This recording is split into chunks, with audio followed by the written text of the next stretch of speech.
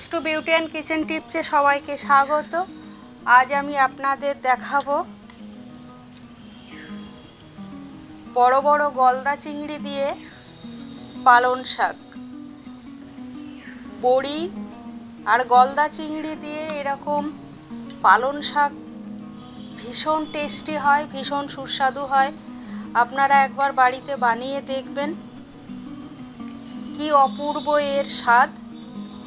চলুন তাহলে দেখে নেওয়া যাক। আমি পালং চিংড়ি করার জন্যে 500 একেবারে টাটকা পালং শাক নিয়েছি।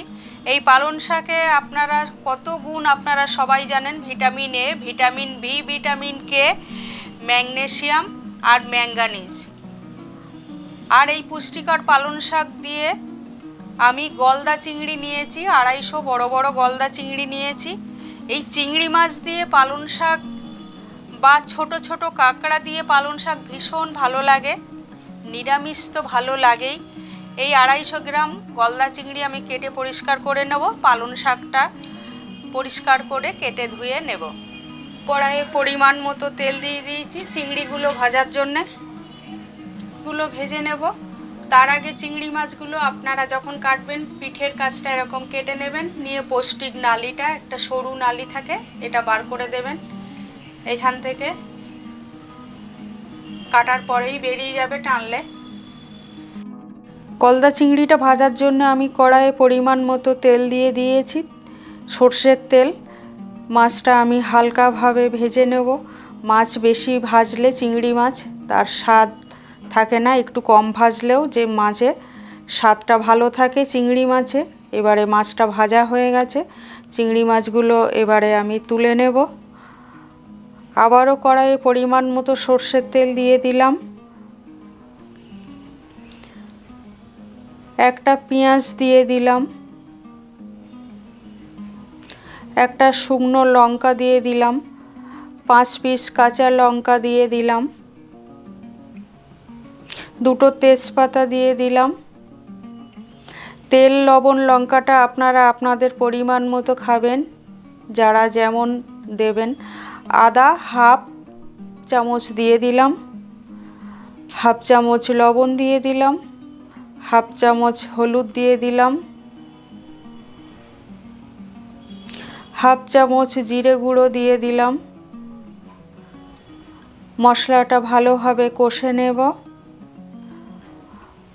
মশলাটা কষা হয়ে গেছে, তেল ছাড়তে শুরু করেছে। একটা টমেটো দিয়ে দিলাম, 2 পিস আলু দিয়ে দিলাম।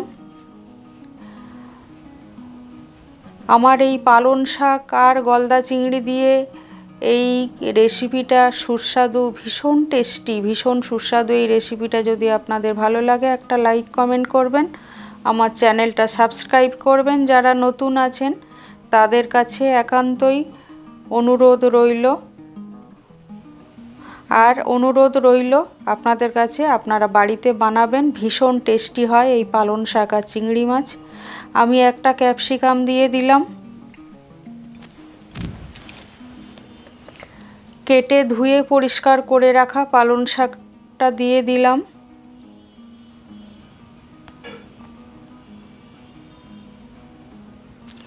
পালং শাকটা আমি ভালোভাবে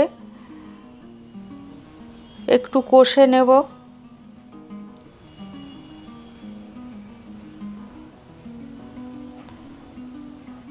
ভীষণ সুস্বাদু এই পালং শাক রেসিপিটা আপনারা বাড়িতে বানাবেন, বানিয়ে টেস্ট করে দেখুন।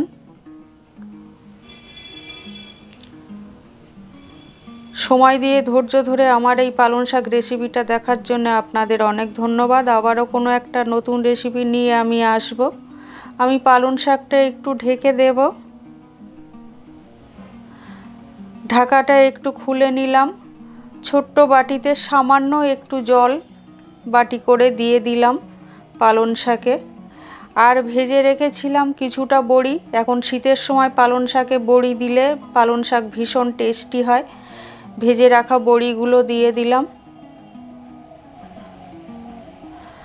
কেশরি মেথি দিয়ে দিলাম হাফ চামচ।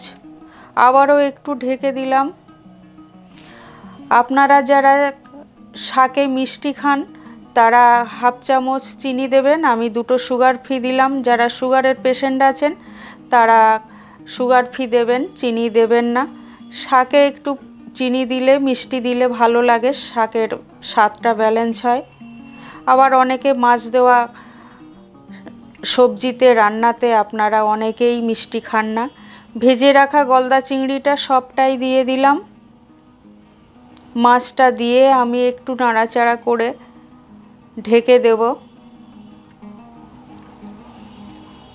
এই চিংড়ি মাছ